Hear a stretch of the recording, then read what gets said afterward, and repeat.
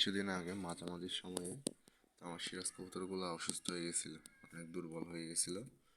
তো এরপর ক্যালসিয়াম ভিটামিনের কোর্স করাইছি, তারপর এগুলার বড়িয়া ভেঙে গেছিলো, একদম সাইজ টাইজ কমে গেছিলো, পুরো বাংলা কবুতরের মতো হয়ে গেছিলো।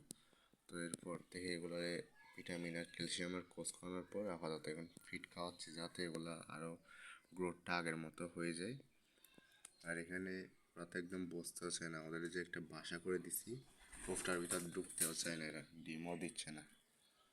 তো আজকে খড় নিয়ে ফেলছি অনেকগুলা, মানে হালকা পাতলা করে খড় দিছি ডিমের ঝুড়ির ভিতর।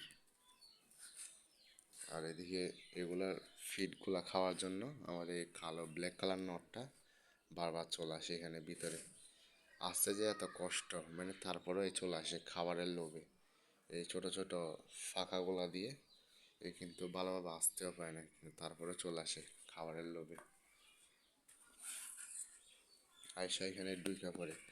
একবার তো এর মাদিটা এখানে জালের মধ্যে আটকা পড়ছিল, পরে রাত্রে আয়সা দেখি মাদিটা এখানে জালের মধ্যে পেঁচিয়ে আছে।